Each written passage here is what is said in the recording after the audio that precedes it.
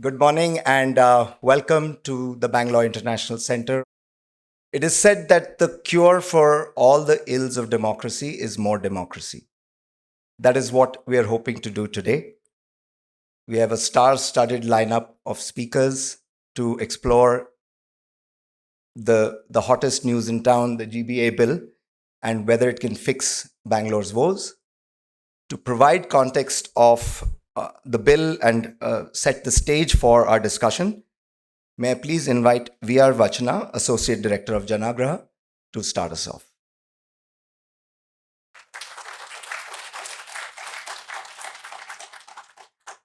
Namaskara.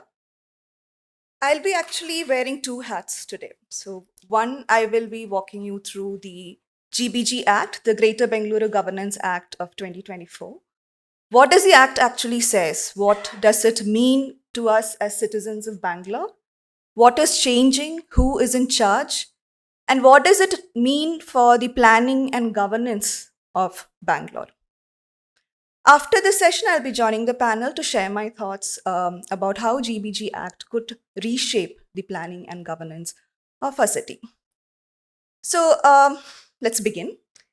I guess all of you would have a pamphlet with you, which is essentially a summary of the key highlights of the Act, essentially saying what does the Act actually say. And you could feel free to glance through it as I walk you through the key highlights from the Act. So what is essentially changing? So there is no more Brihat Bengaluru Mahanagarapalike, there is no more BBMP from this 2nd of September. And now we have the Greater Bengaluru Authority, the GBA. And as you can see, the board of the building of our city government has also changed. So if we talk about the big shifts, we can say that there are three big shifts that the Greater Bengaluru Governance Act 2024 is introducing in our city. First one is that there is a new pan-city apex body which is responsible for the whole of Bangalore, which is called the Greater Bengaluru Authority. So the primary responsibility of GBA is essentially to integrate and coordinate across city corporations and the public authorities, which are essentially the parastatals and civic agencies in the cities as well. It is chaired by the Chief Minister, as we all know, that's Mr. Siddaramaiah. The Vice Chair is a Minister in charge of Bangalore, who also happens to be the Deputy Chief Minister this time, which is Mr. D.K. Shivkumar. The Executive Officer, who's be responsible, the topmost bureaucrat for the city of Bangalore, would be the Chief Commissioner of GBA.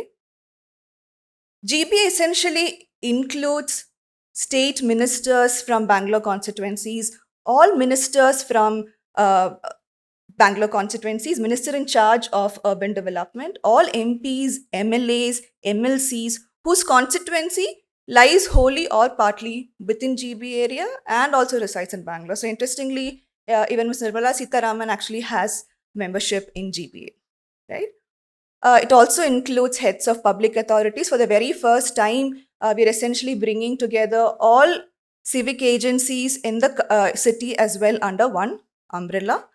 So essentially, it means over 70 members meeting once every 3 months, right? The decisions will be taken by majority vote and the chairperson will be the tiebreaker. So if you look at the RHS, you will see that GBA area is equal to the city corporations, all 5 city corporations in the city, which is about 700 odd square kilometer. BDA area, which is the area of Bengaluru Development Authority's GBA plus 400 square kilometer, which is about 1,200 odd square kilometer.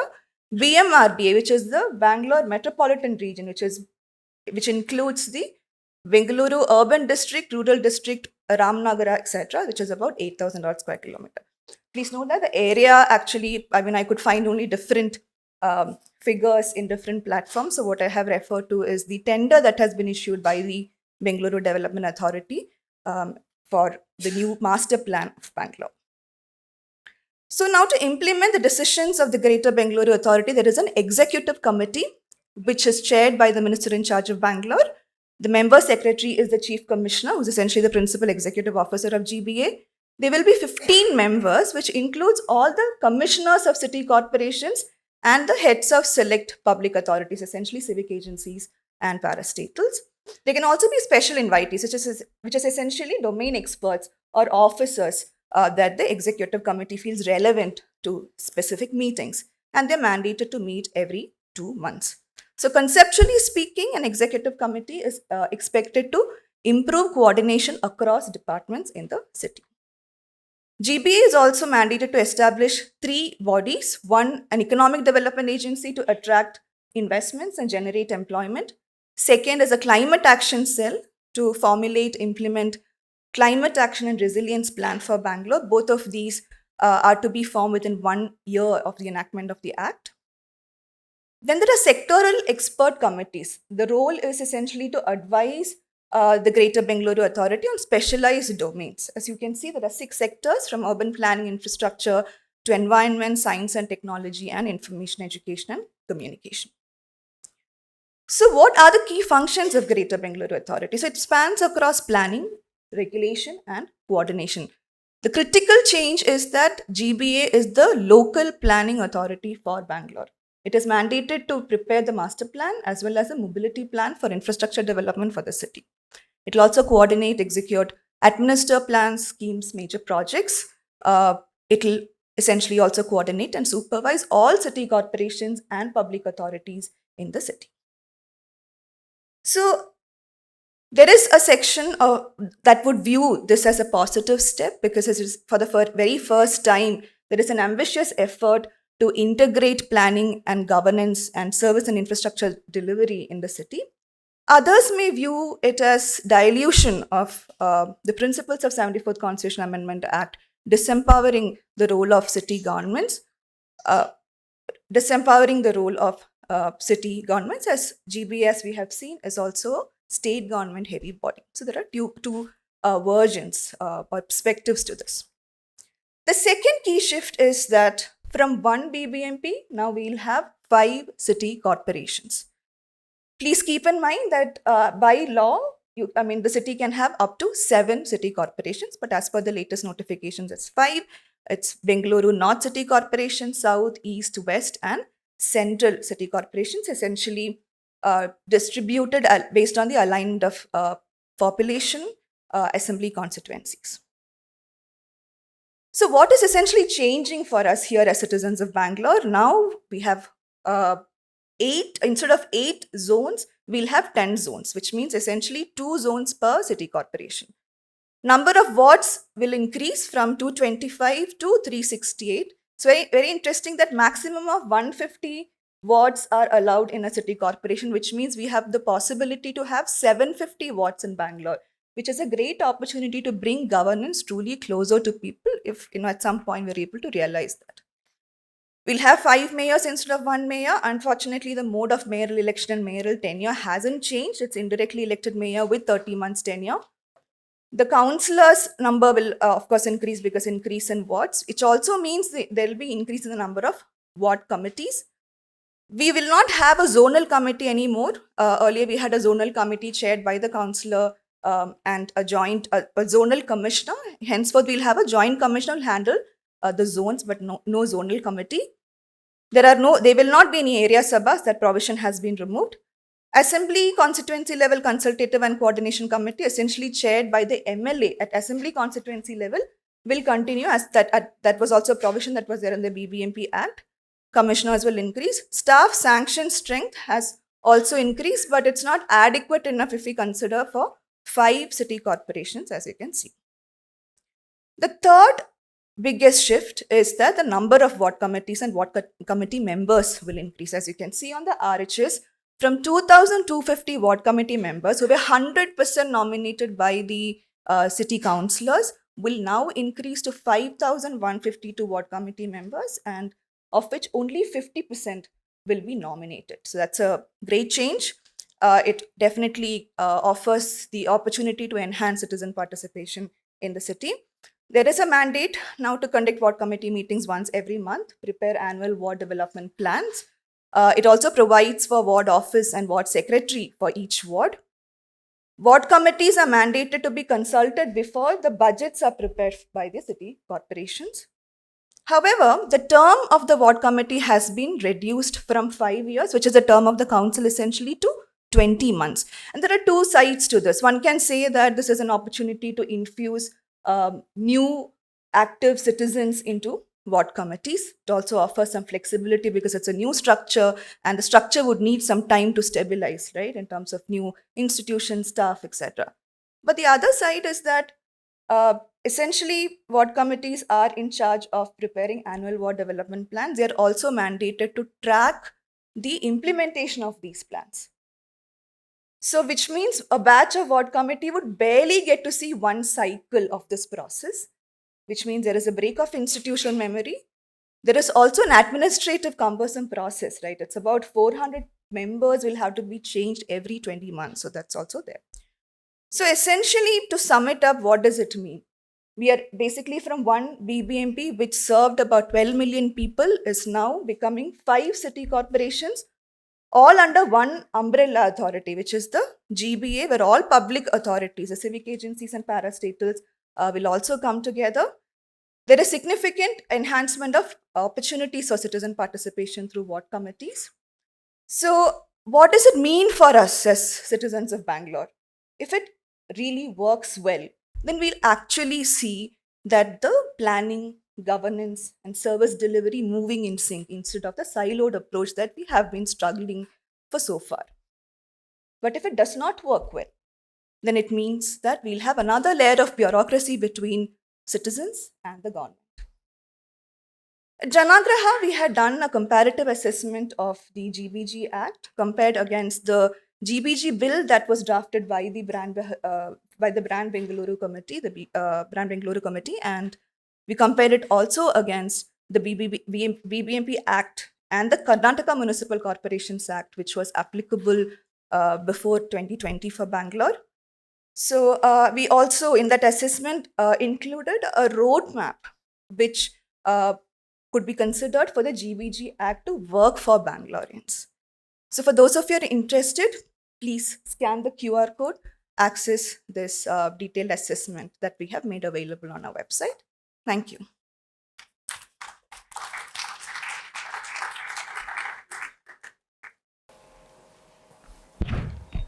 Good morning again, and a very warm welcome to our guests today, Mr. Tejasvi Surya and Mr. Rizwan Irshad. This star-studded panel which will discuss the GBA bill in detail. Also a warm welcome to our former director, Mr. Ravi Chandar. May we please welcome them with a warm round of applause.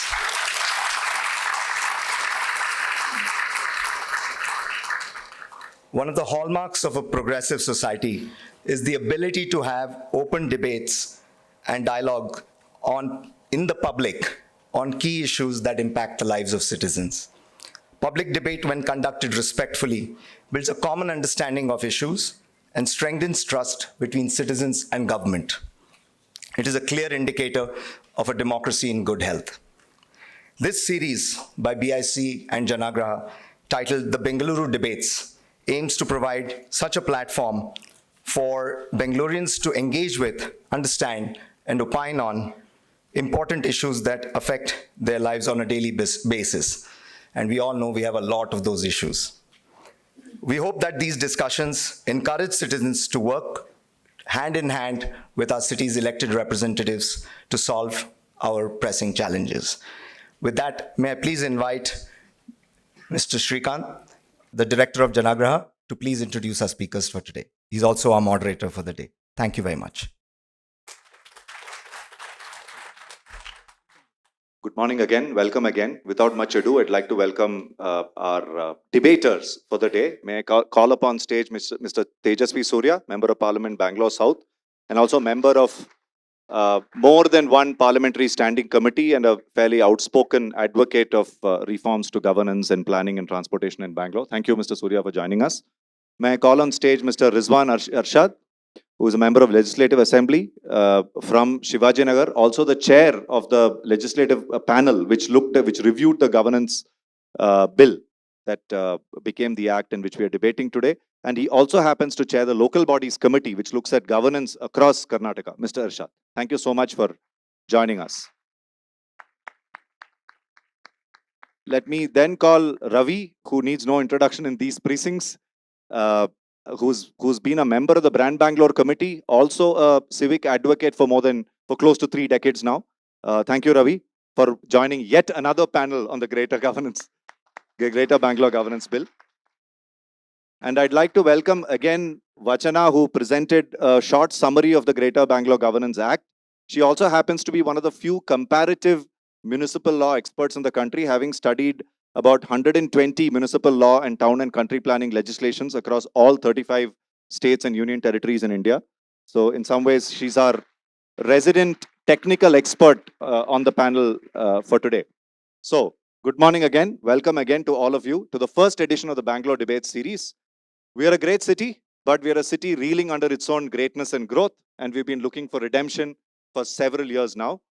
Along comes the Greater Bangalore Governance Act, which promises in some ways to do to Bangalore what perhaps the Greater London Authority may have accomplished in London. And we are here to exactly debate that. Can the Greater Bangalore Governance Act deliver for Bangalore? Between governments making policy and promises, and between citizens of Bangalore and equally other cities of India crying hoarse, rightfully, about falling standards of life and governance in our cities, we are witnessing very low levels of trust.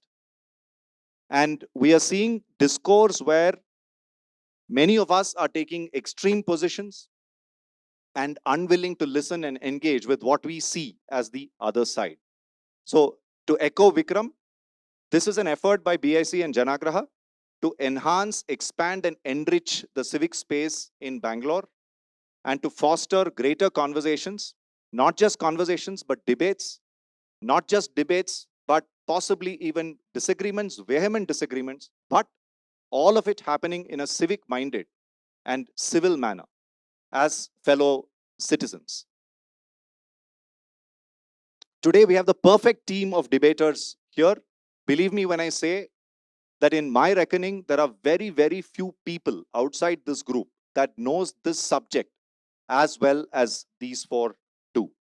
And to get the absolute best out of them, I'm requesting their indulgence to let me be a bit provocative, but obviously with the recognition that all of us on stage and all of us in this room are essentially on the same side.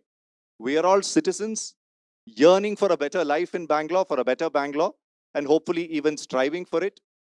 Success for us today, in my mind, is if all of us are able to walk out with a significantly better sense than when we came in about what is good about the GBG Act, what is bad about the GBG Act, and are there particular ways in which we can work together to both improve the Act and also to make it work for Bangalore. Because as Vachana also alluded briefly, there's only so much that a piece of legislation can do to a city. Vachana was just mentioning yesterday to me that there's a huge contrast even between the legislations of New York City and the Greater London Authority, with both competing with each other for reasonably high quality of life in democratic societies. But New York has a highly rigid, fairly detailed set of regulations and laws, whereas GLA has, a somewhat more convention-based, principle-based approach to this. So there's only so much that legislations can do. It's really up to us. And I don't think we can, again, allow another 15 years to pass before we really make some of this work for Bangalore. So with this, I'm going to get started. I'm planning to do 6 rounds of conversations. If we have the time, I'm requesting each of our panelists to stick to about 3.5 minutes in your responses to allow us to do all the 6 rounds. If not, we'll have to cut down maybe one round. As far as possible, please stick to the topic, keep your responses crisp. And with that, I'm going to get started. I'm going to go to Tejasvi first and then Vachana, then request Ravi and Rizwan to close this round. In the opening round, I'm asking a direct question for each of the debaters, for each of our panelists to say, please tell us an explicit yes or no to the question of the day: can the Greater Bangalore Governance Act deliver for Bangalore? Tejasvi. Thank you, Srikanth, for this initiative and having me here. I wouldn't have liked to start the discussion with a despondent negative note, but I'm constrained to say that the GBA Act as it stands today and as has been passed by the Assembly does not give much hope to the governance morass that Bengaluru today is in. Let me very briefly say why this is the problem. This is a classic example of maximum government, minimum governance. What the GBA essentially does, it adds another extra bureaucratic layer. Instead of cutting down the bureaucracy and increasing state capacity. While power should have been devolved from the top to the people, this is another exercise in re-centralization of power in the garb of decentralization. I want to ask another question to ourselves. The things that the GBA supposedly tries to solve, could we have done this without this exercise of 5 corporations for Bangalore? Could we have empowered ward committees better than what was in the BBMP Act? Yes, we could have done it without these 5 corporations. Has the GBA given more power to the ward committees other than increasing the number of the members of the ward committees? No. Even now, the chairperson of the ward committee holds a veto. The recommendations are, the participation is mere recommendatory and suggestory in nature. Does it give a more empowered mayor? No.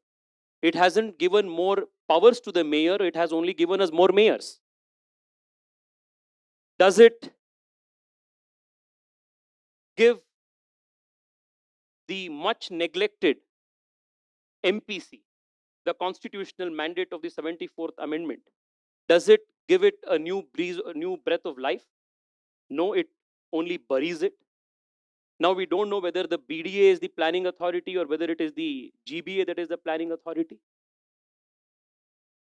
The problem that existed in the BBMP Act was that we had so many parastatals that were primarily state-led parastatals. Does the GBA change it? It does not. The BESCOM, BWSSB, all of these parastatals still continue to remain a primarily state-driven organizations. But now you have another bureaucratic layer under the GBA.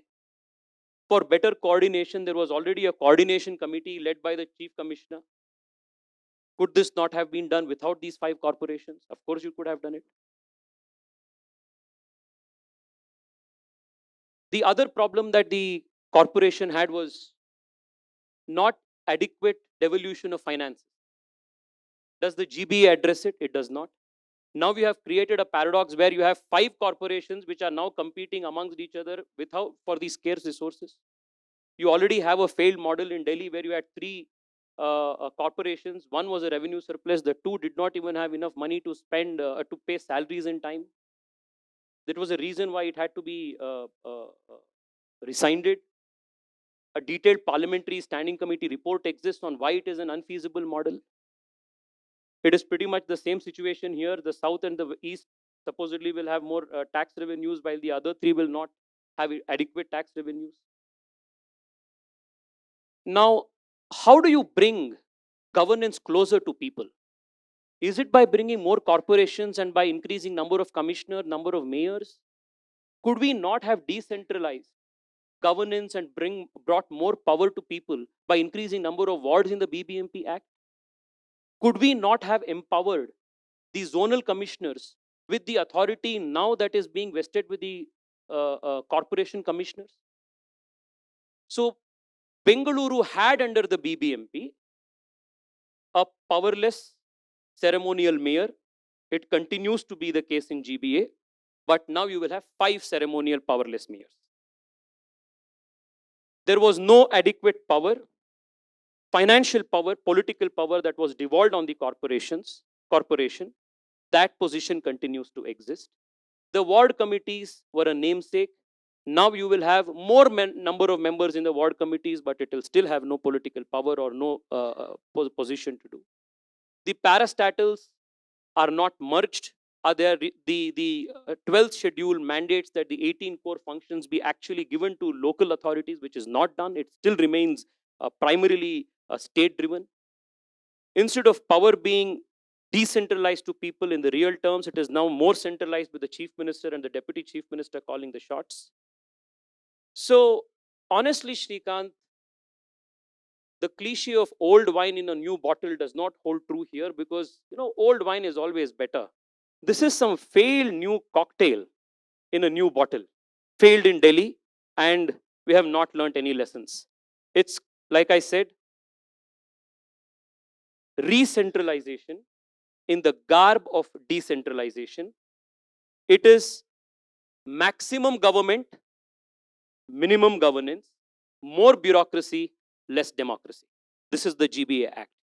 Thank you. I think that's a great start, irrespective of whether we agree or not. It's a fantastic start to the debate. So that's an upfront no, with several reasons backing it. Can I now request Vachana to give a brief upfront answer to yes or no? Can the GBG Act deliver for Bangalore, and what your brief reason for that is? My answer is a no, but with some caveats to it. So I would say that the GBG Act is a net positive because we definitely required a body that is responsible for the whole of the city of Bangalore, and that was long overdue. However, the provisions of the bill that was drafted by the Bengaluru committee was far more robust in terms of a metropolitan governance structure for the city. So my concerns about GBG Act, I can say 5 reasons essentially. One is, something Mr. Tejasvi also alluded to, is that there is no exclusive independent powers and functions assigned to city corporations. There's a lot of overlap between the GBA, even the parastatals, and the city corporation. So if decentralized metropolitan governance has to work, it's extremely important that there is exclusivity of functional domains, clarity in who does what, which has been a problem, and that problem seems to continue even now.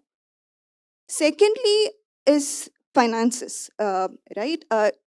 Ideally, there should have been predictable transfers between this from the state government to the GBA to the city corporations. Such a provision was there in the bill that was drafted by the Bengaluru committee, but it hasn't been featured in the act. The third reason is GBA is supposed to be a metropolitan governance structure, but GBA's jurisdiction is less than BDA. The act does define GBA as the local planning authority for the greater Bengaluru area. However, we have seen that BDA has now put out a tender for a new master plan for Bangalore in August. So how does this actually play out on the ground is a concern. Then there are ambiguities in the act. So the Metropolitan Planning Committee of Bangalore, by constitutionally, is supposed to prepare a draft development plan for the metropolitan region. However, Section 14(2)(c) of the GBG Act essentially says, so there's a bit of confusion that drafting, while it says it should handle that constitutional provision or mandate, the BMPC is also supposed to draft a development plan for the GBA area. It also uses another term called a Bangalore Metropolitan Planning Authority, which is not defined in the GBG Act. The fifth concern essentially is that, as we have seen, GBA is a huge body with over 70 members. How would decisions or deliberations would be effectively happening there is actually a concern. So if we just look this against GLA, which seems to be an inspiration for the GBA model, there are 3 clear aspects. One, there is a directly elected mayor who is responsible for the city. There's a compact 25-member London Assembly. There is absolute role clarity between the national government, the GLA, and the 33 boroughs, which are equivalent to 5 city corporations in London. And there are predictable transfers. So GLA, interestingly, is heavily dependent on the UK government for its finances. But there is predictability of transfers. GLA knows how much it's going to get, and the distribution from GLA to the other boroughs are also very clear. And all of this is anchored around citizen accountability. So metropolitan governance is not just about ensuring coordination. It is about aligning planning. It is about aligning finances. It is about ensuring, anchoring all of these around citizen accountability. And that's what we have to get right for the GBG Act to work. Thank you. Thank you. That was a whole lot of technical input into this. Thank you, Vachana. So coming to Ravi, the person who probably knows the inside story the best. So one request I have to each of the debaters here to make it worth it for the excellent audience that has turned up on a Saturday morning for this is you should share with us one anecdote which is not available in the public domain with everybody here. Make it worth it. So Ravi, over to you. That is provided BIC agrees to edit it, which they never do. So 3 minutes, Ravi, if yes, you can. mine is a qualified yes. Okay, it can work. The reason I say it's a qualified yes is the devil isn't finally in the implementation. If many of the provisions that are there in the Act are implemented with the spirit that it is meant to, as you already alluded to, the final bill is quite different from the Brand Bangalore bill.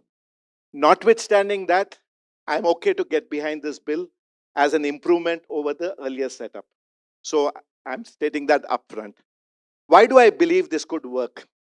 Fundamentally, one believes in the idea of political decentralization through multiple corporations over administrative decentralization that Tejasvi alluded to. We have had the administrative decentralization for decades, zonal system of the BBMP. Trust me, I've dealt with enough zonal commissioners. Beyond giving you coffee, tea, and biscuits, the guy can't take a single decision without sending it to the commissioner for orders. That is the reality on the ground.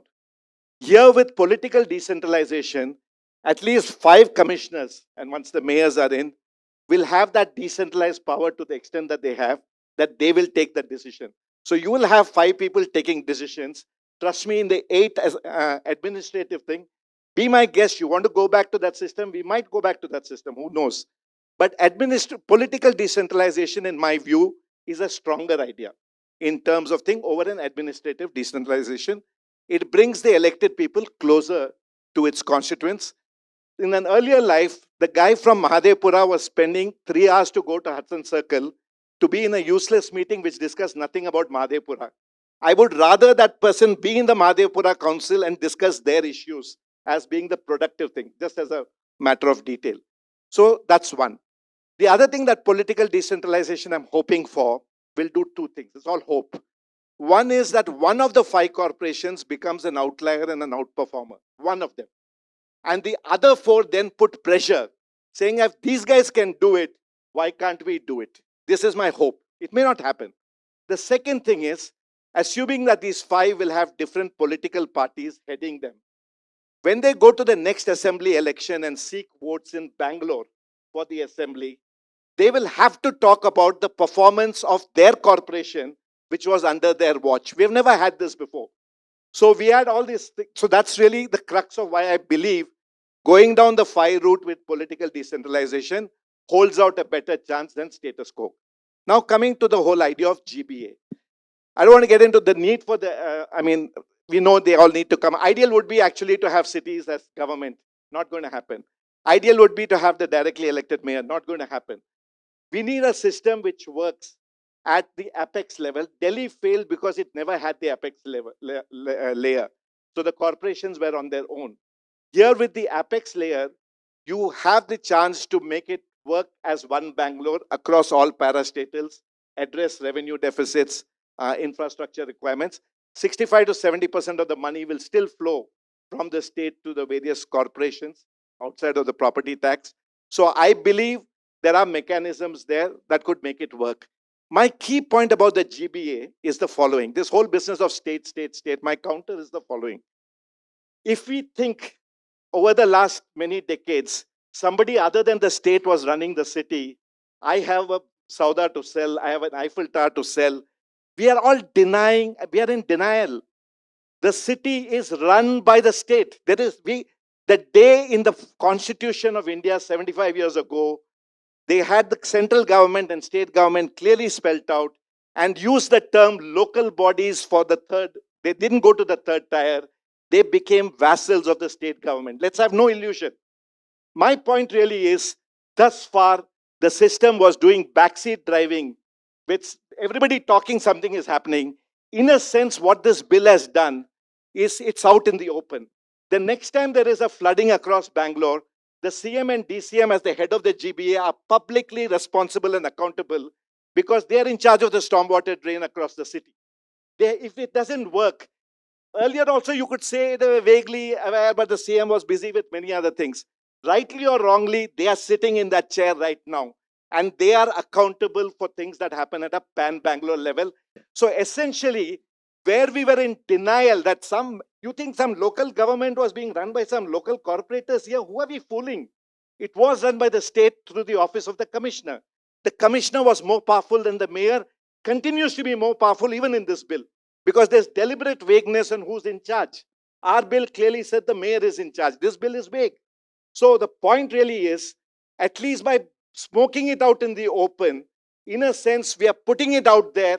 Guys realize that the state runs the city. You want to do something about the state not running the city. You figure out how you want to change it. That's really my crux of my point. Sure, thanks, Ravi. I'm not going to let you off the hook with the anecdote. So, yes or no question. On a scale of 0 to 10, how disappointed were you when you learned that your draft is not going through? See, when I heard it was not going through, I would say I was really disappointed, 2 out of 10. But you know, for me, when I get up next morning, I said, okay, let's give it another shot. Did you know that it's going to happen at some point, or was it sudden? It was sudden. It was sudden. Okay. So that's the anecdote. You've got the anecdote. Incredible resilience. So incredible resilience, but also something for us to think about on how do we make policy making far more transparent and, you know, somewhat in public view in the city. Before I hand it over to Rizwan, there's a reason I came to Rizwan last. In India, I think we should, even as we ask tough questions of the ruling party and the ruling dispensation, at some level, I also empathize with them, especially when they turn up for public debates like this. So thank you for being a sport, Rizwan. Over to you. Morning, everyone. So I've heard all the three learned friends here. I'm here not as a chair of that committee, but as a citizen and also a representative who undergoes everyday struggle to make the system work for my people, right? So from the last 6 years or so, 6.5 years, I've been the legislator, and all my life being a citizen of Bangalore. And all of us together, if we have agreed that the earlier system was good and unnecessarily we have intervened in creating a new system, then I'm going to accept for whatever you say. Each and every citizen of Bangalore needed a change. The earlier system had failed us. We may fail, we may pass, the time will say, time will definitely show. And I'm confident it will pass. This is an yes from my side. Not because I am from a ruling party or I have chaired the committee to clear this bill, because I know for the fact that practically that system was not working. That was a too centralized system without any transparency. Nobody knew what is happening. That system could not fill the potholes. That system, with one rain, half of Bangalore would submerge. That system, which already had, as my friend Tejasvi said, there were zonal commissioners. There was a whole lot of bureaucratic and administrative structure, which was not delivering. We had to think out of the box. We had to sit and break our head. Boss, this is not working. One mayor with 11-month tenure, one commissioner with a 800 square kilometer of area. How would he reach out to people? I, as a legislator, there are 28 legislators in Bangalore. It would become difficult for me to catch hold of the commissioner, because I'm told he's in Madhavpura. By the time he'll come, it will be evening. He is in some other place. He's coming here. He's in some meeting. It was not working. As a legislator, today, Central City Corporation, there is one corporation commissioner. Tomorrow, in next 3-4 months, when the elections are held, there will be a mayor. From 11 months, we have traveled to 30 months. See, democracy is consensus building. Democracy is taking people into confidence and moving forward. Even the best reform cannot be done against the wishes of the people. Even the best reform. If we all agree that this is the best reform and still people are not ready to accept, we cannot do. So my job in the committee was to sit there as a citizen, as a legislator who is working there, as looking into what proposal Mr. Ravi and his team had given, what the act already, because my friend Tejasvi is a very known, he knows what the subject is. When he's talking, we can understand. But they had an opportunity to make this act in 2020. They have done that. all these things what he spoke are not in this own act when they have done themselves. So we had to graduate from there, and we are here today. And if I want, I can respond to each and every issue which he took up. If you take ward committees, earlier the ward committees were 7 in number, chosen by the corporator for his family, his friends, and everyone were the ward committee members. And today we have said there will be 14 members, 7 will be chosen by the draw of lots. Anybody can come, apply, we'll take the draw, and we'll select the members. And other are categorized into women, RWS, NGOs, and all that. So we have widened the network. And then we have included ward committee responsibilities. The beneficiary selection also has to go through the ward committee today, the social welfare schemes from the corporation. The ward committee is also involved in schools and medical facilities of the city corporation. So we have given. Of course, there is a veto power for a corporator. Then why do you elect? He is got elected from the people, right? You cannot say that one elected guy, since we have a ward committee, you will not have. So ultimately, he cannot also veto everything, right? But you need to respect the process of democracy. So what I'm going to say today is Bangalore needed this decentralization. A BBMP had become a white elephant, which had not delivered anything. In 2008, when BBMP was formed, the population was Bangalore was 77 lakhs. Now we are 1.50 crore, right? And the more and more we centralize, and we say zonal commissioners will be there, they are there. You devolve the power, it doesn't happen like that. Today, what we have done is, we have created 5 corporations for each of the geographical area. All these 5 corporations are autonomous. They have their independence to tax, collect the tax and spend the tax according to the decisions of their council. Yesterday in the GBA, when the Chief Minister chaired it, we enhanced the amount. Like earlier, above 3 crore, it had come to government for approval. Yesterday, we have decided that the corporation council can take the decision up to 10 crore of work. No need to come to the government for approval. Yesterday, we have decided the standing committees of the corporations can decide up to 5 crore of work. No need to come to the government for approval.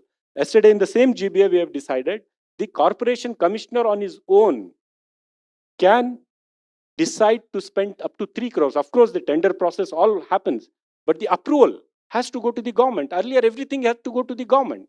So we have now tried to devolve power to the corporations, made them autonomous. No corporation is below any other corporation. No corporation is, what do you say?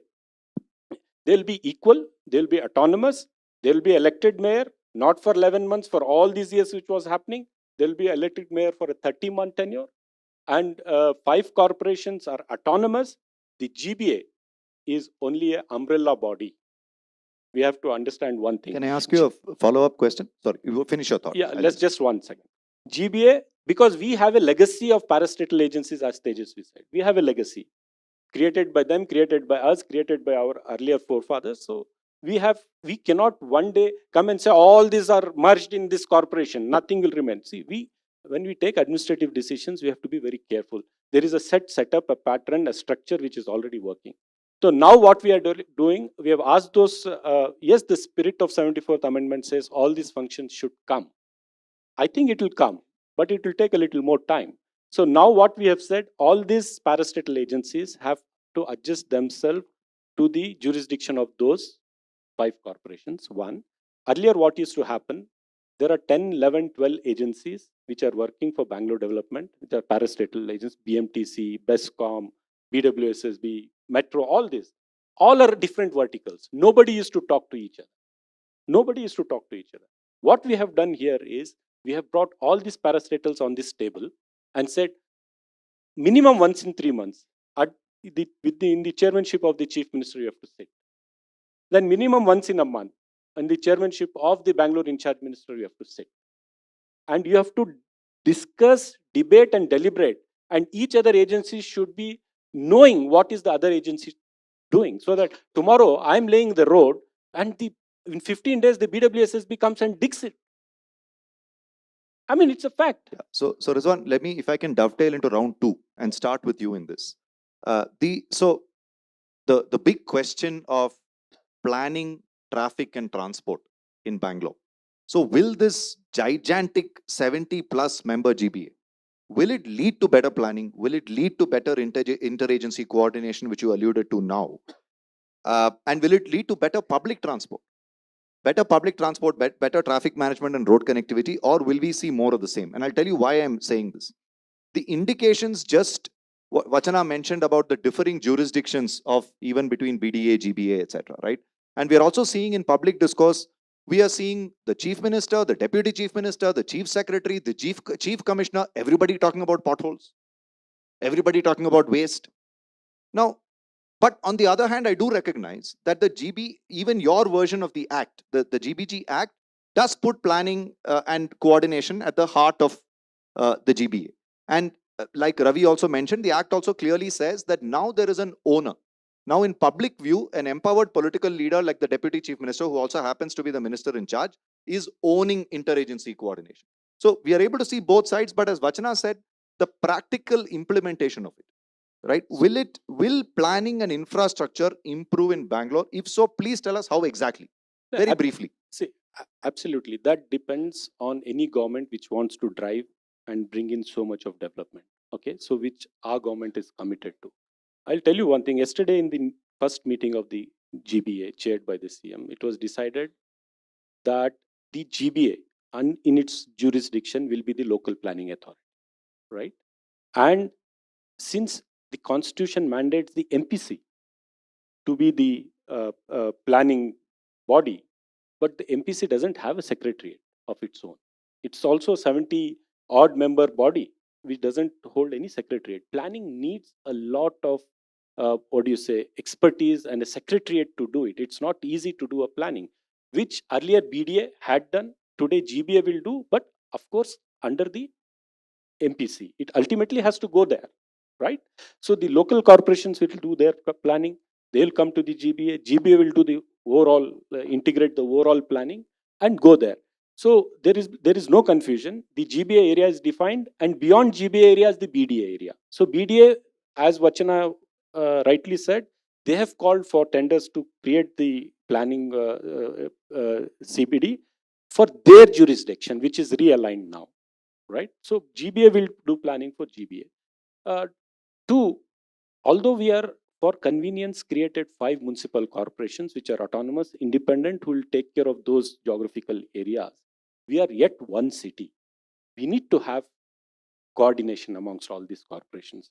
And also the parastatals. Till an ideal day would come when all these parastatals would be merged with the corporation, right?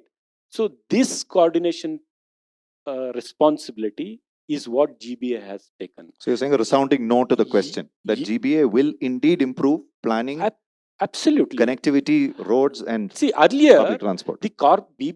Earlier the corporation used to be blamed when BDA was creating planning. See, somebody else is creating planning. You are the face. Somebody else is doing your planning. What we are doing now is no. The GBA will be a planning authority. The corporations will take care of their own planning, right? So we should know who is planning this. We should know who is executing this. So we are very clear on that. There is no sort of confusion on this. Sure. So let me come to Tejasvi now. Ravi, if you can just hold it. Yeah, I'll request you to merge it with your comments in the next round. Give me 1 second. Tejasvi, one interesting position that you've taken is you've not necessarily aligned yourself completely with the position that some of your party MLAs may have taken in the assembly yesterday, etc. And you've taken a position in favor of public transport. So if I request you to take a political but non-partisan view. So assume for a moment that your party is in power with the same structure. Do you believe this 70-member GBA will lead to better planning, interagency coordination, better public transport and connectivity? Will the GBA structure solve for public transport? Political but non-partisan. I think this is less about the structure and more about the policy intent. As long as we continue our obsession of prioritizing infrastructure to cater to more vehicles and not people, we will come up with ideas like tunnel roads.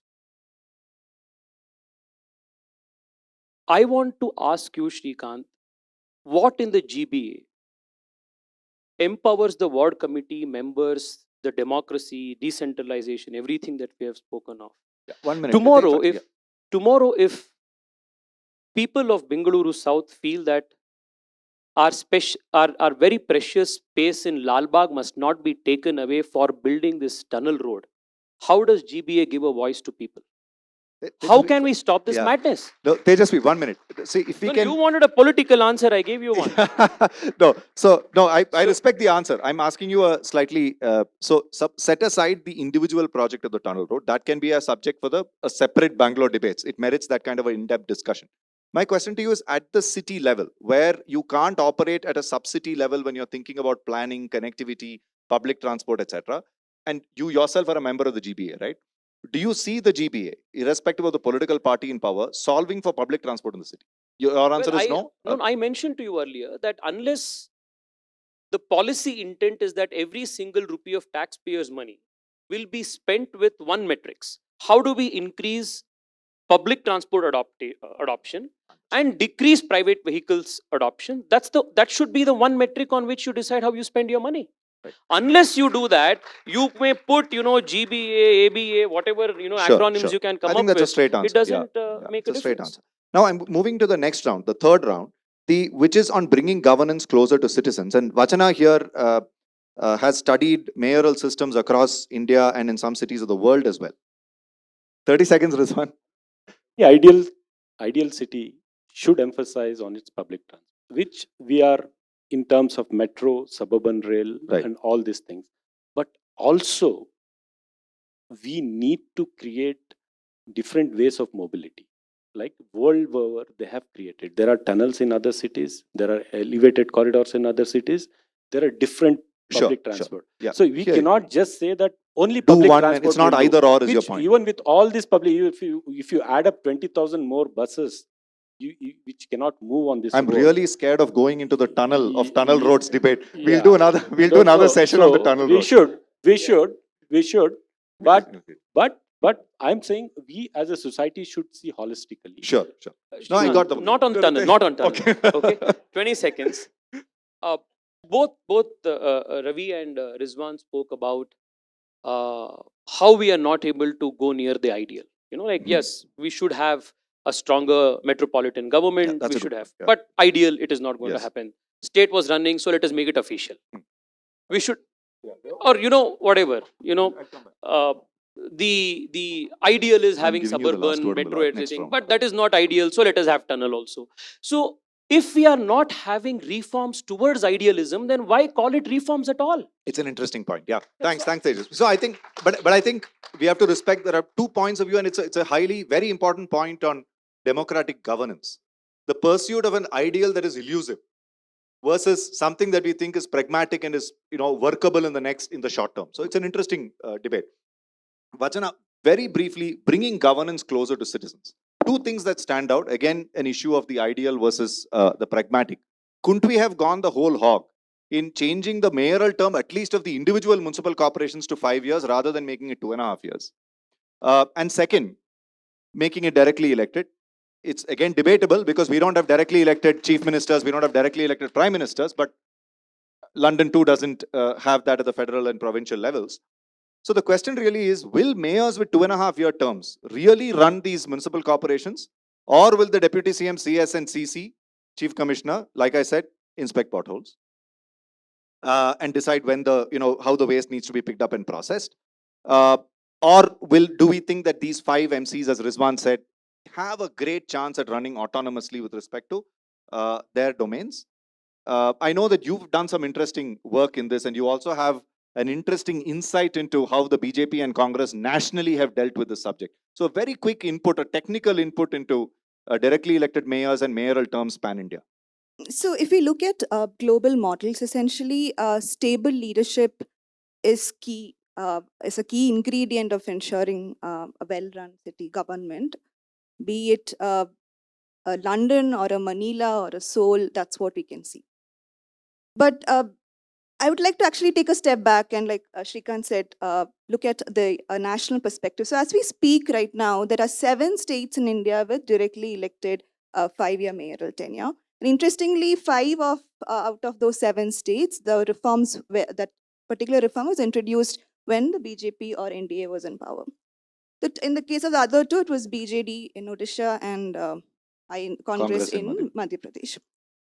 Now, Congress Nyaya Patra, the 2024 Lok Sabha manifesto, actually explicitly promised for a directly elected mayor with 5-year tenure if Congress comes to power. And Congress, as we all know, also has a historical legacy of leaders starting their political career from city politics. So basically, there is a bipartisan agreement in some ways. We can see that everybody agrees that there should be a strong city leadership. However, when it comes to Karnataka, VBMP Act was brought into place when BJP was in power. The mayoral tenure was increased from 1 year to 30 months, but it still did not give full 5-year tenure. GBA Act, the GBG Act had the opportunity, which was again brought in by Congress, to give complete full 5-year tenure, co-terminus with other council, but it did not happen. Interesting. So what you're saying is both parties in different parts of India have done it.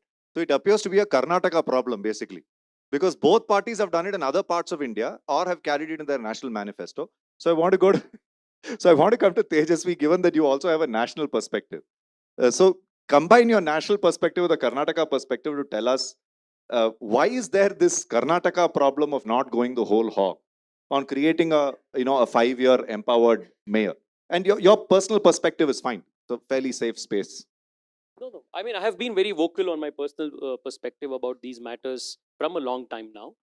Rizwan, to be very honest, I have been a vocal critique of Please, how not the tunnel road. No, not the tunnel road. Okay. Come on. Of the earlier BBMP Act. We have, like you said, we have all been victims of, the governance paralysis under the BBMP Act. We are not saying that BBMP Act did not deserve a reform or a relook, but this is a case where, operation is success, the patient is dead. That is the problem with the GB. But now coming back to your problem, your question of why perhaps this is a Karnataka consensus. Let me give a very frank answer, Shrikant. I think Rizwan may also, join cause with me again. There is a very serious insecurity by those who are governing the state to actually decentralize powers at the city levels, especially when it is a city like Bangalore. Because this is a city that controls the state's political economy. You control Bangalore's political economy, then you are an extremely important, inevitable player in the state's political map. This is the only reason why there is hesitancy to actually devolve power, and it is because of insecurity. Ideally, the chief minister should not be aspiring to do the work of the mayor of Bangalore. The members of legislative assembly should not be aspiring to do the work of the councillors. The job is to actually empower them. Now, you know what this problem, this Karnataka consensus has had over the state's economy as a large? Whenever I travel to Maharashtra, whenever I travel to Uttar Pradesh and Tamil Nadu, in addition to their state capitals, there are multiple urban centers. That is missing in Karnataka. You take away Bangalore from Karnataka's economic pie, you have nothing else left. You take away Bangalore, then we will not have the top performing per capita GDP that we are in the country. You go to Kalyana Karnataka today, that is where the chief minister's attention should be. The chief minister should actually be focusing on how we can have better, maternal prevention of maternal mortality rates in Hyderabad, Karnataka.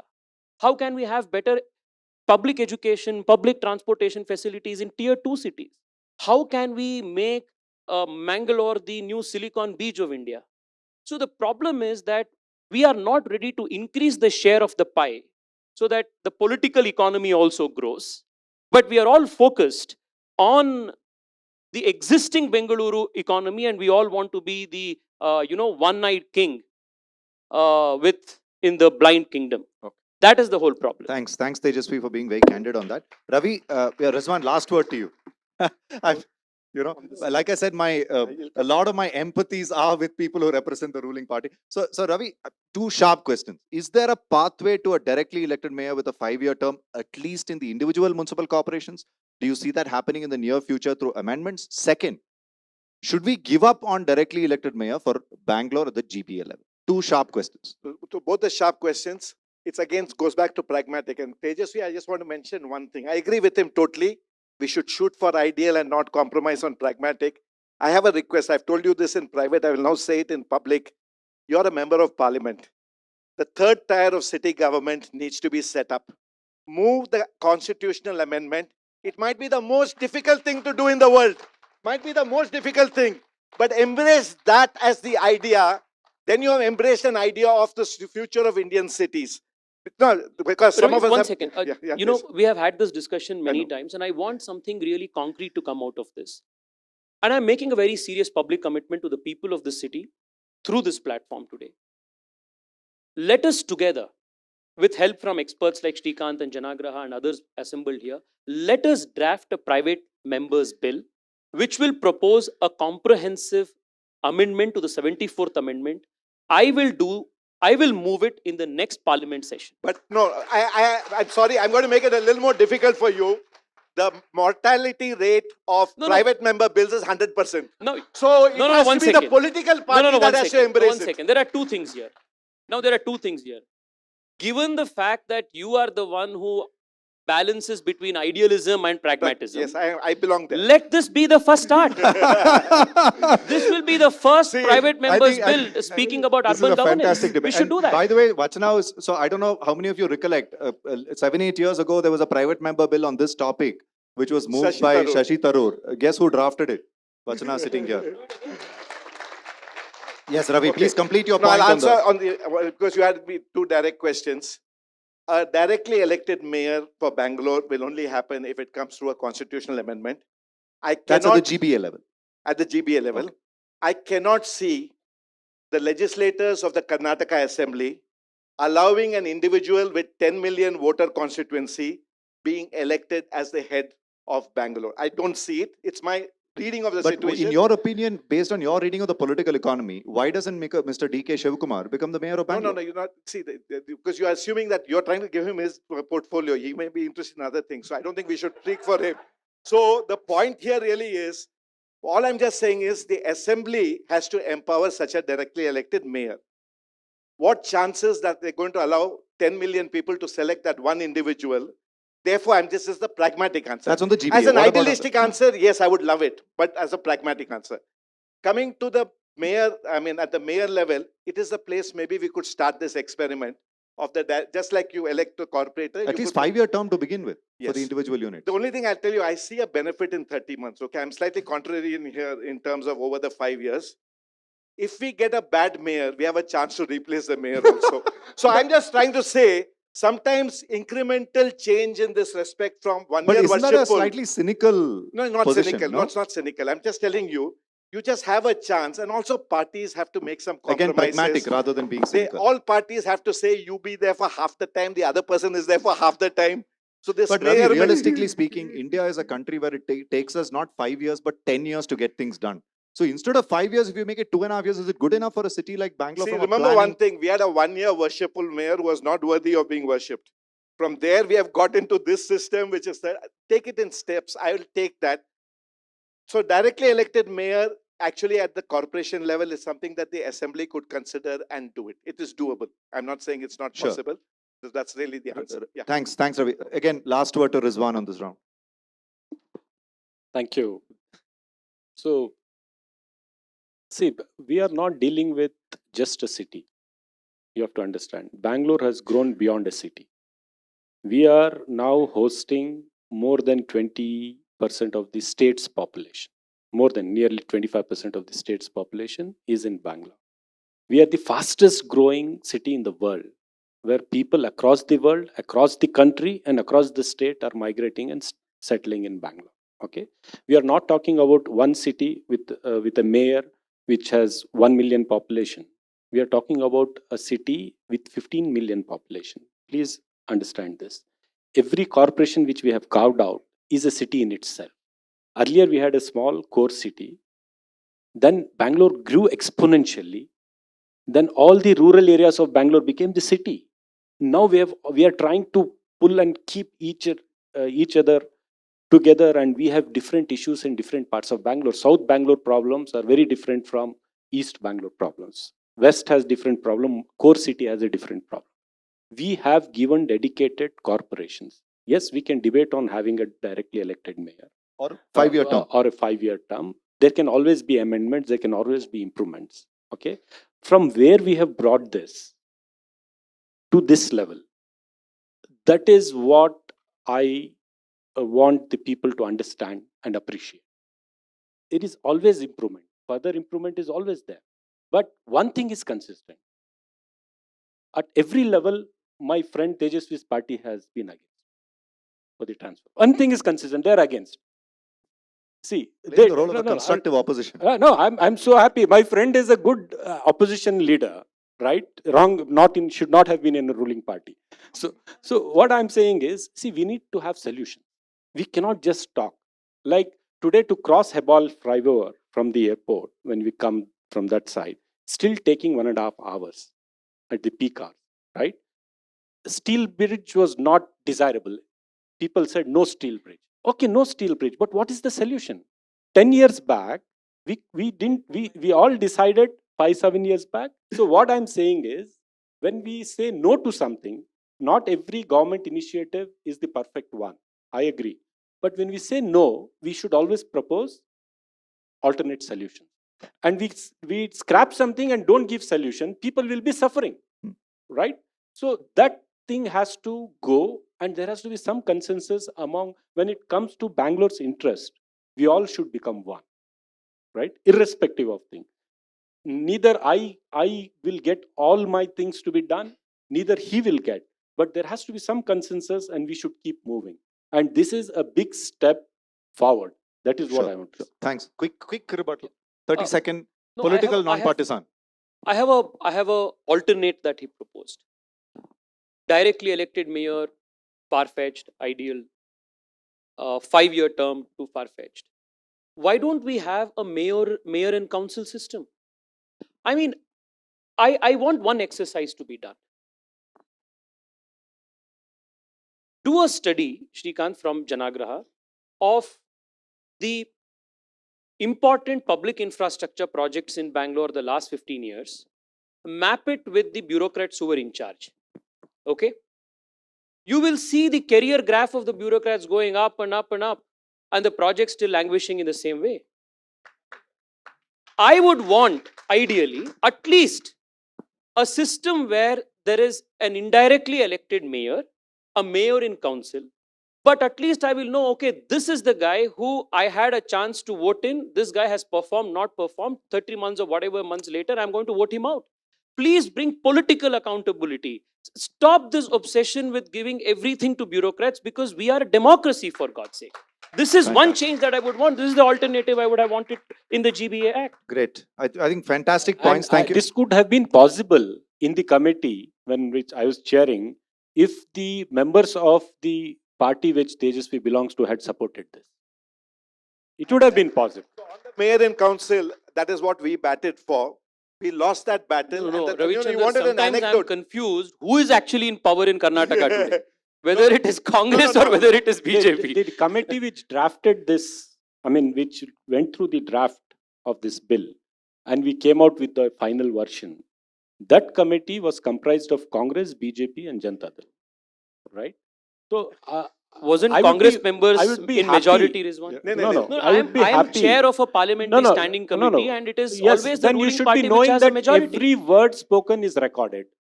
Every word spoken in the committee is recorded. Ravi, final So word I want you to as say civil on this society. subject Yeah, only. on this mayor So and council. Tejasvi and this one I want to mention. Actually, if they could have exercised their majority to bring in the mayor in council, but they chose to listen to the opposition who wanted the BBMP Act 2020 to be the act of the GBG. So actually, they conceded the point that you made the BBMP So bipartisan Act. consensus of the wrong kind. Yeah, so that is how you have the BBMP Act. Because Okay, great. So let's call that. Thanks for that perspective, Ravi. I think your quota of anecdotes are done for the day. Thank you for that. So we'll now slip into another important conversation. I'm having to merge two questions given the time crunch and the need for all of you to have the last word. So this one is on it's in important areas of transparency and participation before the closing round. So the penultimate round, I'm merging two of them. So I want to make two observations or two provocations. One is I worked on transparency quite a bit in the last 15 years in BBMP and in the Bangalore context. And what I've been seeing is there's been a steady regression, both in policy and in practice. And I'd like to understand from Tejasvi and Rizwan on what really is the resistance to transparency. Is it primarily political? Is it primarily bureaucratic? Is it just inertia? Because I see that as a major inhibitor to citizen participation. The reason why many of us are having to engage in tactical issues of potholes, etc., is because we don't have any other systematic data on governance, on finances, on operations, on performance, etc. So that's one part of the question. The second, on ward committees, it appears that the sense I'm left with is if I look at the increase in ward committees and the potential increase in ward committees, the number of ward committees have doubled from 2,500 to 5,000 plus. The number of members have doubled, and at least half the members will now not be nominated by the councillor. They'll be done by draw of lots. So all of this appears to suggest that that could be a silver lining. I'm not saying the entire thing is a cloud. That's of course for everybody else to decide, but that's certainly a bright spot there. So these are the two dimensions to the question. Let me go to Vachana for a quick input on transparency. So, it's true that Karnataka has been a pioneer in financial transparency and operational transparency, but the fact was that that wasn't actually applicable to Bangalore. So, in some ways, there has been some progress through BBMP Act and thereafter in GBG Act, especially on financial transparency. But there is a problem with civic transparency. So, why citizens cannot access contracts, for example, why citizens will not cannot access the details of, say, projects, or if they can't get access to the measurement books, for example, right? So that's where the problem is. And I think as a tech-savvy city as Bangalore is, actually Bangalore should be leading the way for this. And it's really sad that we're not able to do it. And we have some examples even in India. We don't have to look London. Pune has started doing it. Hyderabad has started doing it. So I think we should definitely work hard on improving that. Sure. Okay. So transparency and what committees? Let's Ravi, Tejasvi, then Rizwan. No, so on transparency, inherently government is opaque. I'm just stating a matter of fact. They try to get... Just one quick rebuttal. Few years ago, Bangalore was the first city in India to put out every single payment made by the BBMP in public domain, including the measurement books. But in PDF format. See, the point is you don't go the whole log. You need to make it in a manner that I can quickly analyze and do analytics in the next half an hour. So even when we do these kind of things, and some of them are very faded and all that stuff. So so what I'm trying to say is, if you're going to get more transparency, that's one thing has to come from the street demand. The street has to make it miserable for the people in power to run an opaque system. Only then you're going to get this change of the transparency that you need. In every respect, GIS maps, common assets. Why can't all the common public assets be on a GIS map? It will even reduce the court cases. It will reduce the encroachment. So this is basically where the street can really play a role. What committees?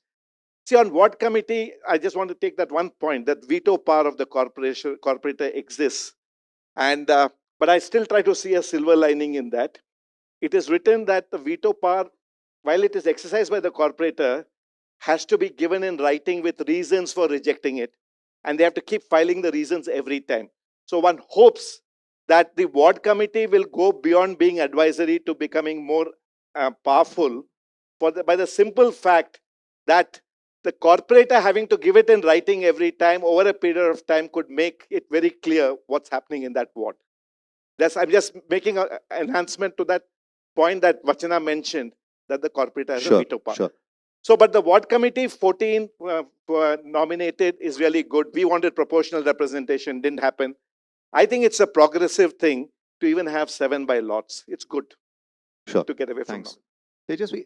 You've spoken about ward committee and transparency. It is great to hear you speak passionately about decentralization and ward committees. But particularly on transparency, why is it that we can't have radical transparency in the city? There are no nuclear secrets. There is no defense expenditure. There is no information that will move the Sensex, etc. There's no reason why every transaction of the BBMP cannot be in the public domain from when the project gets conceived to the time the final payment is made, including the measurement books. And it's already covered under Section 4 of the RTI. I know, I don't know, I share your wonder.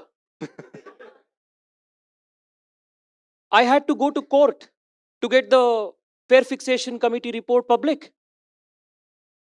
The BMRCL, the state government through BMRCL requests a 105% increase in metro rates. Then whimsically some rate is fixed. People have been asking for 4 months to make the report public. Every other metro public report is out in the public, in the website. We write letter on letters. None of it is replied to. I had to file a writ petition for a Fair Fixation Committee report. I don't know.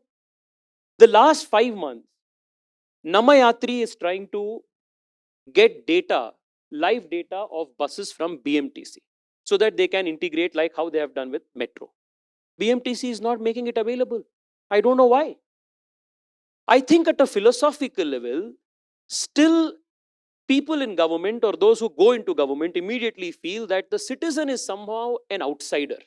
Mainly bureaucrats you're referring to? I mean, I'm saying I also? use it very qualifying. I said whoever goes into government Okay. also. So, you know, elected executive. representatives also, right? So once you go and sit there, you suddenly feel you versus they. Somehow I think there is a suspicion that, you know, or maybe there is a patronizing attitude that I know better for your welfare. That, you know, that is perhaps also the reason why decentralization is not done, you know, the whole hog. You know, I am equipped or empowered better to know what is good for you than you know for yourself. So I think this Sure. philosophical level has to change. On the ward committee level, I do agree that compared to the earlier BBMP Act, the present reform of having 7 more members and who are not just nominated but appointed through draw of lots is a very good step. And what is good should be appreciated because it's not like a blanket opposition to everything. But on those things that are unconstitutional, on those things that are really making it more difficult, our opposition remains. Sure. Thanks, Tejasvi. Rizwan, last word to you on this round. We'll have one very short closing round before we open it up. Transparency and on Yeah. this, Rizwan, again, my request to you is, like you started out, please speak as an elected representative who engages with bureaucrats and the political executive rather than as the chair of the committee or as a as a spokesperson of the ruling government. So as a legislator, what is your view on transparency? I think transparency is very important, right? Particularly when there are volume of works and the kind of funds involved with so many different heads in the administration. So unless we as elected representatives, we have to break our head, okay, what is that program? What is this program? Which is this project? And sometimes you have to call engineers, say, please check that there is no overlapping of work, right? So we are an IT capital. We have so much of resources technologically. So it is time now for us to graduate to another level and bring in transparency through technology, right? And that will solve a lot of issues, not only citizens-centric.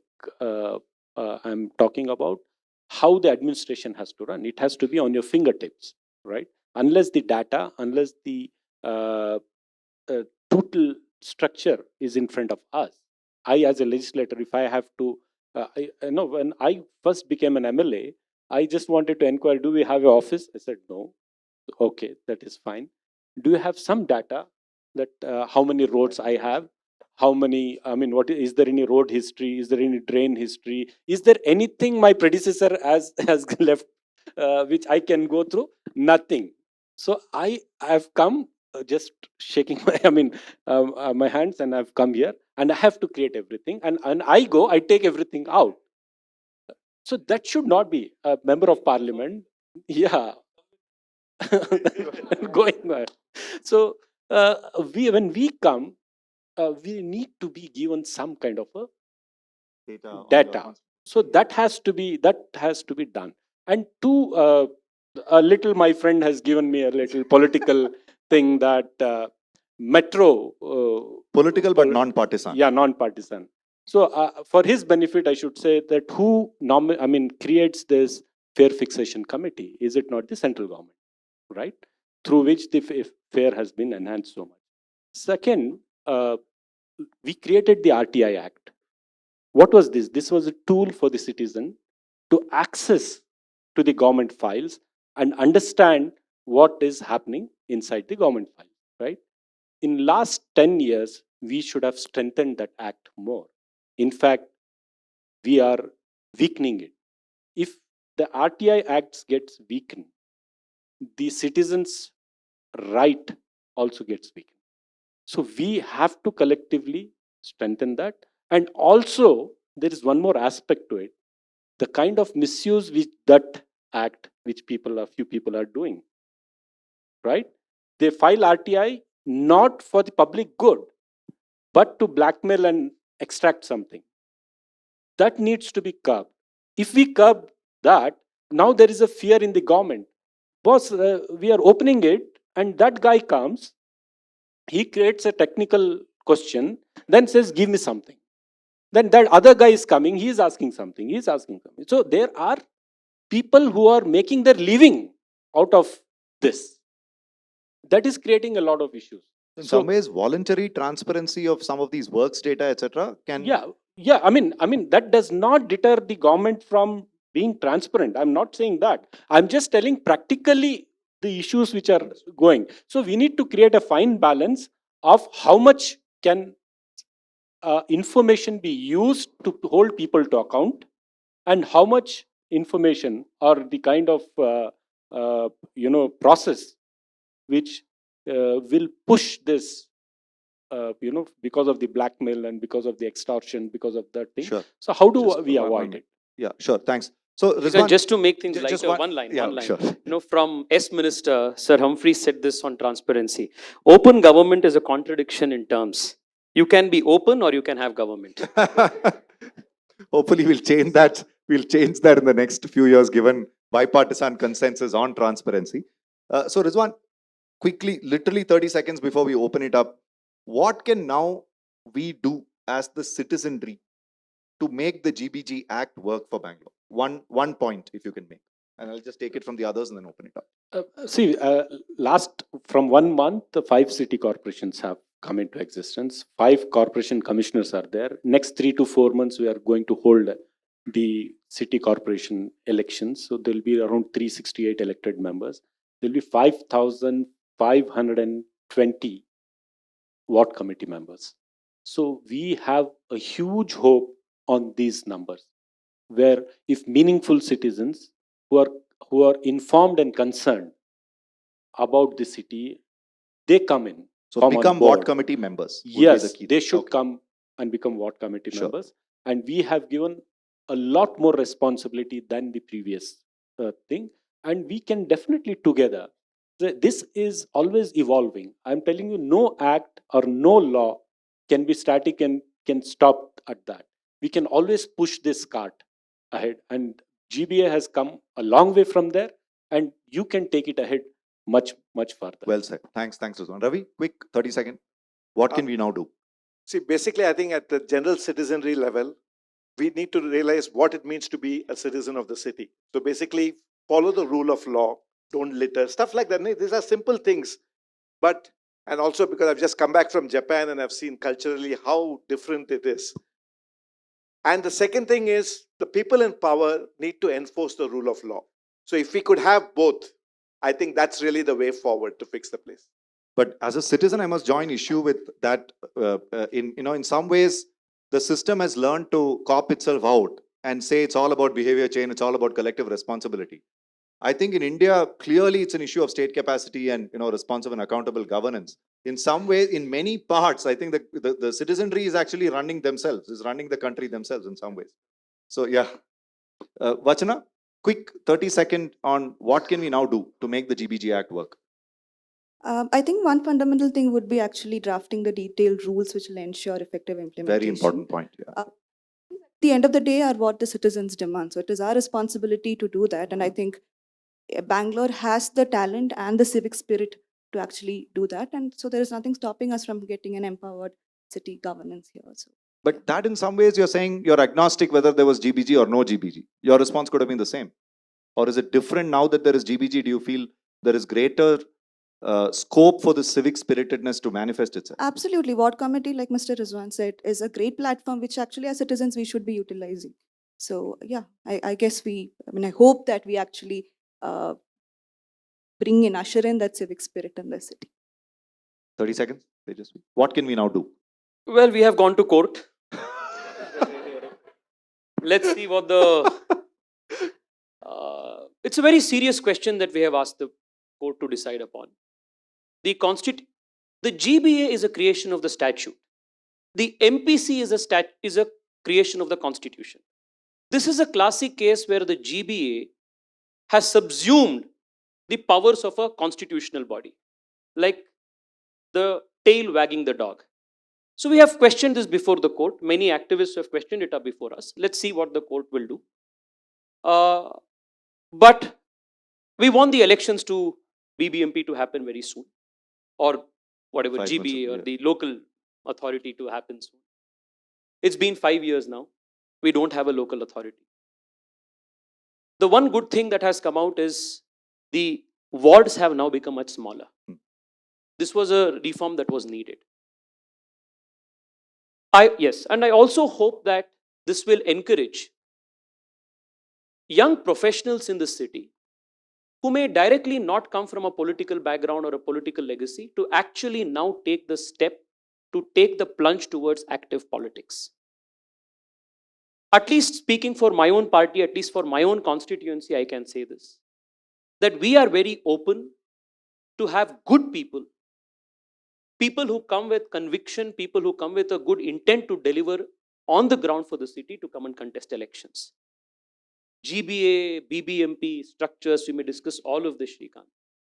But this reminds me, I want to leave this last thought with Dr. Ambedkar's prophetic words when he adopted the constitution. There is nothing like a good constitution or a bad constitution. A bad constitution can be good if the people who are working on it can be a good lot. A good constitution can turn out to be bad if those working on it happen to be a bad lot. The city needs good people to work for the city's development. I hope with these smaller wards, good people, committed people with conviction to deliver for the city will actually contest elections through at least our party. We are very keen to promote such people. We want to see a greater Bengaluru happen. Thank you. Thank you, Tejasvi, for endorsing our. Okay, a big round of applause to this fantastic set of debaters before we open it up. In some ways, I think this has demonstrated the spirit of both Bangalore and debate. Both. If there's one city in India which can actually expand that middle ground and make sure there are nuanced discussions, I think it is this city. There are leaders like this and citizens like you.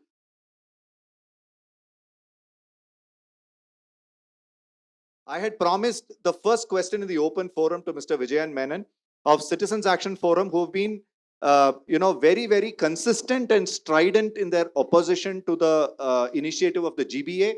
And I think their argument is anchored in Metropolitan Planning Committee. So Mr. Vijayan Menon has actually taken the trouble to be here despite some personal clashes that he had. Thank you, Mr. Vijayan Menon. From the world of social media, the internet, the wealth of the internet, this is their comment about the GBA. Yesterday's idli, today's upma. Yesterday's idli, today's upma. Today's upma, okay. So the question, CF, let me, a lot of people have already said a lot of things, so I will not repeat it and end up with a question, maybe. Speak a little bit about your litigation as well. Yeah, of course. So I'm saying that why did we necessarily go through a litigation? Because it's like a wise man said, people who go to litigations are sadists. That just happened 2 days ago. We're not sadists, we're actually masochists. I mean, trying to get into something which we don't want to do. So we really debated, my friends here, etc., should we do it at all? Then we looked at it in a very different way. Why the timing? Why the GBA Act now? Nobody has answered that question. The Supreme Court has said, do the municipal elections, after postponing it over and over and over again, you have to do the municipal elections. So now you have corporators. Now how the hell do you work with the corporators and with the state function? So you have to figure out some way of marginalizing them, put them in the small 5 corporations, put them somewhere, give the mayor a little bit of peanuts and make him feel empowered, but while something else is there. Fine. That's for jest. The critical nature of what people are saying here is the last BBMP was bad. But last, it was not BBMP. For 7 years out of 12, we've had a BBMP without councillors. Now, that is not the BBMP. That is actually what is the GBA, which is a state-run bureaucracy with the state government running it. So that is why it is the same thing. So this argument that the BBMP failed, because BBMP is a nice whipping block, it is not true. There were no cooperators for 7 years out of 12. That is not the BBMP. So do not put the blame on a system which was never given a chance to succeed. Okay. So we examined it.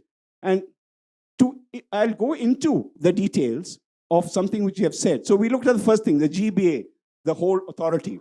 75 people, they have said.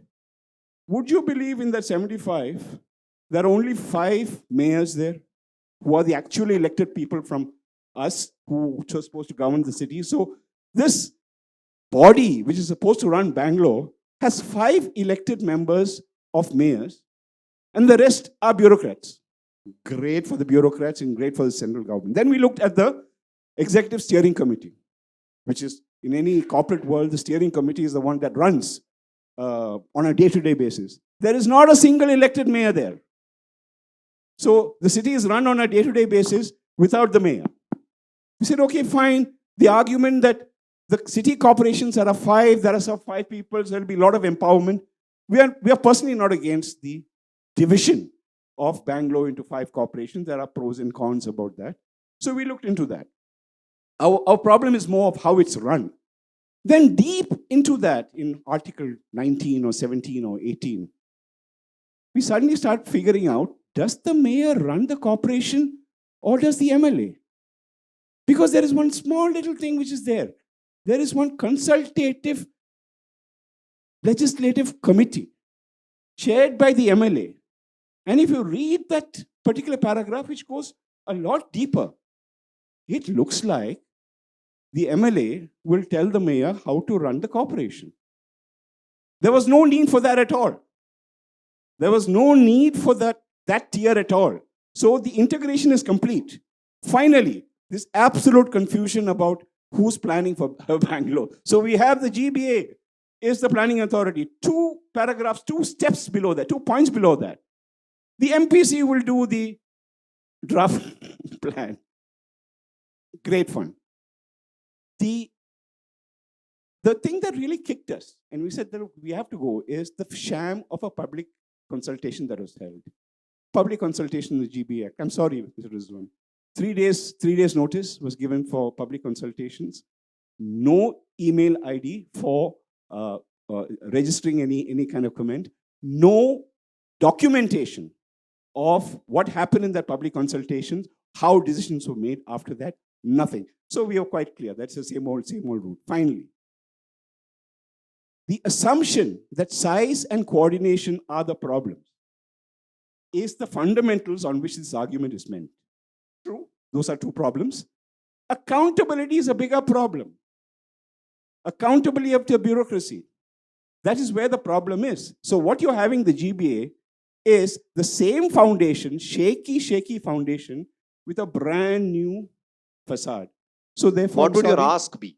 If you your had ask one will be for reforms. Here's my ask. I asked Mr. Rizwan to come to the court and say, yes, we want this resolution. Please accelerate this PIL. 3 PILs are there. We will argue in Mr. court. Menon, if I can just interject, I'm asking you your recommendation for the reform. So if you're saying there's a shaky for the city, Look, I'm 2, 3. very clear about this, that we at CAF are not recommendatory bodies. The whole idea of democracy is that I am not the man of all kind of things. It has to be a democratic process. Okay. The process is not being followed. Follow the process. Understood. Follow the democratic process. And to Mr. Rizwan, all I'm saying is, do not go into the court and keep postponing this PILs or the 3 PILs which are there. Sure. That's, yeah. Get it resolved, then we'll be with you. Thank you, Mr. Menon. Yeah. So I'm Anjana Mangalagiri, and I'm former UNICEF's chief of education in various countries. So to Vachana, when you made your presentation, my question is that Mr. Menon, I was just saying that, he talked about accountability. That was going to be my question. It's really about accountability. And nowhere in your presentation, one could see that coming out. The difference between, I think there's a lot of gray area on the difference between governance and coordination. And where does accountability lie there? And just to kind of end on that coordination is not about, Mr. Rizwan, coming and sitting and meeting. I worked a lot with governments, on implementation of programs. And it doesn't make, coming and sitting together and talking, because your planning still remains, in boxes. Yeah. Planning still remains. So intersectoral coordination and accountability is what is at the core. Sure. And finally, nobody said, all this in the GBA or GBG Act. GBG Act. Yeah. Where is the representation of women? At the ward, there's nobody talking about this percentage should be the representation of women. Please do not forget on that. The representation of women is extremely important. Thank you. One Please be simple brief. question. Yeah. One very simple question. He talked about if there are 10 to 20,000 more buses on the road. Sure. How will we manage this thing?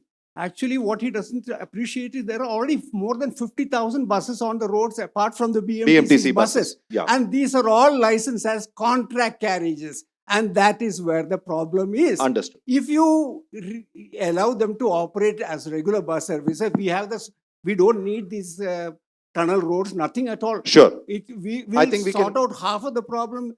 Rizwan can respond to that on private buses. That's it. Thank Thanks. Rhetoric on one mayor cannot take care of 1 crore Bengalurians. That same rhetoric can apply to a chief minister saying that 6 crore Kannadigas can't be taken care by one chief minister. Okay. Having said that, I want to ask Ravichandran sir, in your proposal, did you speak up against the GBA fund?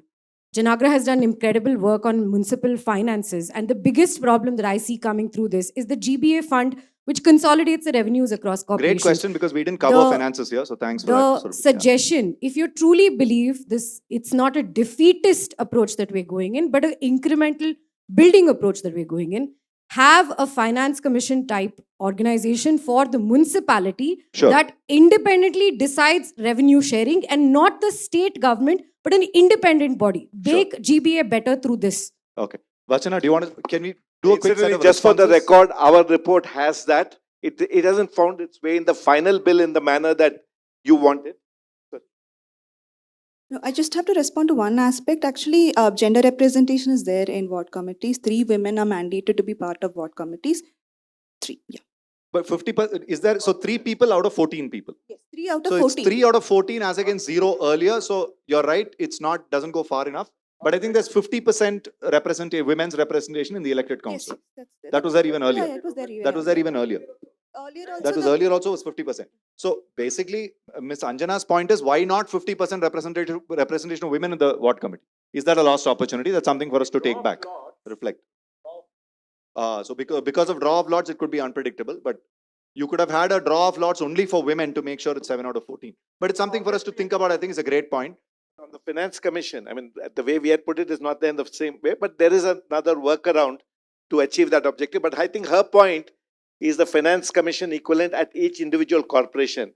Nothing stops a corporation from having that kind of a setup with an independent set of people. Not the individual corporation. She's saying predictable fiscal transfers to the individual municipal corporations from the GBA, So, particularly to protect against some municipalities the way it is from opposing structured, party, etc. the property tax is supposed to take care of the revenue budget. And if there is any deficit there, it will come from the central pool. In terms of the today, 65 to 70% of corporation money comes from the state budget. So the predictability of that will come through a body which will look at who needs what, which is independent of who rules which corporation. I think that's really your point.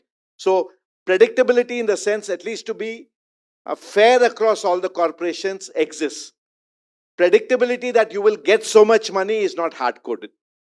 Adding to that, also we have made it mandatorily that if any corporation is revenue deficit, it is the state government's responsibility They are mandated to fulfill that revenue deficit also. This is the first act which has put a wall that no corporation can go revenue deficit, right? So then the Finance Commission will come into picture on your thing. The other thing, Area Sabha, Shrikant, I know that. So what is the Area Sabha? Every 3 booth is an area, right? Area Sabha is defined like 135. So for an elected representative, where we have a 15-member ward committee, then to have in every corporation ward, have 10 area sabhas or 12 area sabhas, if he has to go to all area sabhas and take if their concurrence, and then it becomes one more layer. And what happens to an elected member of a corporation? Will it make his life easier? Will make the process easier? Then it is fine. But I personally feel that this will delay the process rather than make it easier. I personally feel that many more people who felt like that, right? No, I don't, I mean, when I'm working as a public representative, I feel this will create one more layer and one more delay, mechanism for things to be done. So I don't advocate for area sabhas. That is my personal view. No, we are not debating together. So you gave your view, I gave my view. And the public transport thing. See, any city to survive, public transport is the key. Yeah, this needs to be studied. I mean, if we allow private, there will be many more people who would be willing to invest and willing to too. But where there are already running private buses inside the cities, they had a different issue. So which we changed into public. But whether it is private or public, sir, I think this government should heavily invest in public transport. Heavily invest. That is more important. And city like Bangalore should invest more on mini buses, which can traverse every thickly populated area too, instead of that compulsorily the BMTC has that big, huge buses. So yesterday it was also debated, and I think the next big investment from the BMTC would be on mini electric buses. I have consistently been advocating for allowing private players, private enterprises to ply buses in addition to BMTC. I don't know why we don't do that. It's a 1970s, 1980s Karnataka Motorways Carriage Act, which gives this monopoly to BMTC. Allow for private players. You will have small buses, electric buses, you will 10, you will have all kinds of innovation that will happen. Innovation happens only when you allow private enterprise to actually allow and function.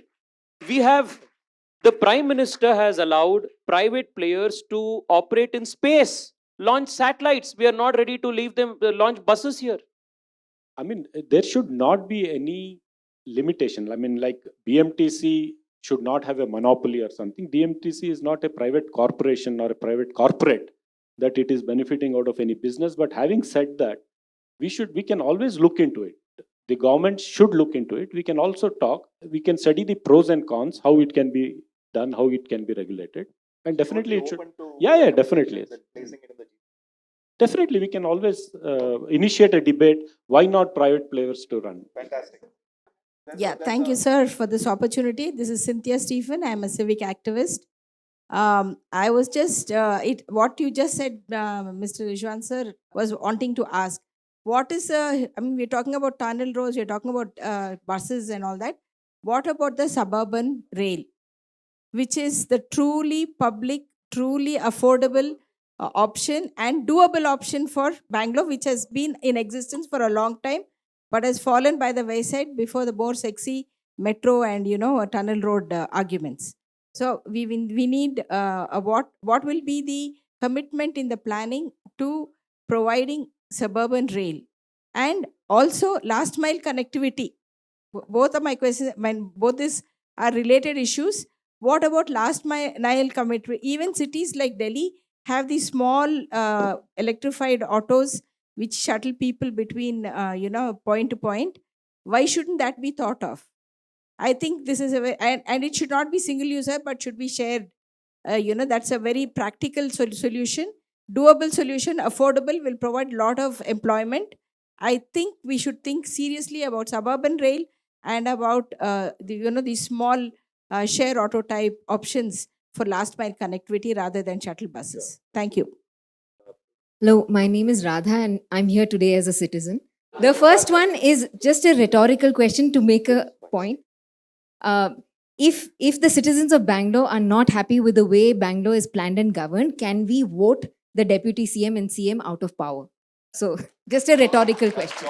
Now, and the second question, really, in my reading and understanding of the GBG Act that has been passed, at every level, the planning and decision-making powers lie with the state government, Yeah. So and at the corporation level, it's actually just about implementation. What citizens care is basic services, reach them at that level. But what is the opportunity? This is something to think about. What will be the opportunity for citizens to give their inputs into the larger overall one city planning and decision making as well? I'm Prem Chandavaka. I'm an architect. I have a specific question on a conflict between the GBA Act and the 74th Amendment. And the amendment seeks to protect the autonomy of local government through a key provision, 243R, which says that all the seats in a municipality will be filled by people elected from within the municipality. And there are only 3 exemptions: nominated experts who do not have voting rights, MPs, MLAs, MLCs. And there, I think the assumption is the number of those constituencies is less than the number of wards, so there'll be a minority. And chairpersons of committees beyond ward committees, which one also assumes will be just a few. The GBA has only 5 directly elected members out of 70 odd, the mayors, and the majority of the remaining do not fall under the exemptions granted. So isn't the GBA Act in specific violation of the 74th Amendment in this respect? Good morning, sir. I'm Sri Charan. My question is to Ravichandran, sir. Sir, you spoke about political decentralization. So if we have 5 different mayors in combating some of the modern problems like repercussions of climate change, wouldn't there be polarization more than productive work? And we know one party can have stepmotherly treatment towards the opposition party in the particular corporation. So, to Prem's question, I really wish this whole matter goes to the Supreme Court and once and for all we get a better interpretation of MPC and such things. So, no. So, it is the democratic process to follow, and I really hope we know where we stand on this rather than the MPC being repeatedly used as an issue that keeps coming up and we're getting stay orders and the like. I think we need a resolution of this issue. No, what he said, his basic point. So it's in violation of MPC. So they need to rule that the GBG Act is in violation of MPC. Violation of the 74th was the crux of the question. It's beyond our pay grade. Somebody else has to do that. Now, regarding your thing on, the Climate Action Cell is actually anchored because you mentioned climate change. My hope, because you also had a question on planning which he didn't ask me, my hope really is through the GBA, we will get a blue-green infrastructure plan for the city, which is there for the next 50 years kind of thing. It's required. This city has never spoken about blue-green infrastructure. Through the GBA and the existence of a climate action cell, you actually have a chance to drive an initiative of that kind from a planning perspective. So there are openings available. Somebody mentioned, I think he's gone already. Finally, it'll be all intent in terms of what do you want to do. There are enough openings to do the right things. Whether it will happen or not, we'll have to wait and see. It's a very valid question, but through GBA we have brought in a climate action cell, and we are in coming days you will get to know the complete functionalities of all that. So the other thing is about the elections. So we had publicly stated that we are not happy with the BBMP and its structure. We will come up with a structural reform, and with new structure we'll hold the elections. So we have got the GBA now. We have set up 5 municipal corporations. We have created 368 wards. And by this month end, the wards need to be finally published in front of the people and handed over to the election commission to hold elections. So if we had held elections in our turn in last 2 years, we could not have done this structural reform. That's the reason we have. Suburban rail, yes, we and the central government together have to work, and we have to work very aggressively. That's what I can. See, we don't have a recall. Basically, what Radha wants, if we Not just recall, she's making a nuanced point of saying the difference between having a directly elected mayor to the GBA is that you can vote them out in the next cycle. Here, if they do badly, you're not going to vote only on Bangalore's issue. I know, but you will have a new CM looking after this same place. May or may not. If they do a bad job of Bangalore, doesn't mean they get voted out. I mean, see, any performance of any chief minister or the government, you have always the chance to vote them out or vote them in, right? The nuance, Rizwan, I think where Ms. Radha is coming from is that person directly accountable to the citizens of the city or not? In the case of the GBA, the answer is no. Because unlike the GLA model, where you're able to vote them out. So that is factual. And apart from that, see, there will be mayors, there will be city corporations, there will be local self-government, which will be responsible. At the GBA level, it's a coordination umbrella where the chief minister is heading, and he is not the mayor of the city. I don't know why people are confusing the chief minister to be the mayor of the city. There will be mayors in next 3-4 months. You will hold them accountable, and also the chief minister and deputy chief minister will also be held accountable, because here, Bangalore city or any other city, earlier we used to struggle to draw the attention of the chief minister. Now we have forced him to come and sit here. Okay, that is the only difference which is. Firstly, I want to thank Tejasvi, Rizwan, Ravi, Vachana for being excellent debaters, and to each one of you. Obviously, the Bangalore Debates series is not meant for the debaters, it's meant for enhancing and enriching the civic space, creating that middle ground. We are hoping to keep this going. So a heartfelt thank you to each one of you for taking time out of your personal family schedules, work schedules, to be here with us today on a Saturday morning. Thank you so much. And thank you for being a great, fairly competitive, feisty audience with tough questions. Sorry we could not accommodate all the questions. Maybe we'll extend the timeline for the debate by another half an hour, 45 minutes from the next edition onwards, if that is the public sentiment. But I'm hoping that some of them are available even off stage for some of you to have these conversations on the site. With that, I'm signing off. Thank you. Over to you, Sandhya. I add my thanks to the luminous panel for not just their candor this morning, but for their civility, as well as their commitment to having an open discussion for an informed electorate. Mr. Tejasvi Surya, Mr. Rizwan Arshad, V. Ravichandar, of course, and for holding the discussion and debate this morning together. A huge thanks to Srikanth, the CEO of Janaagraha.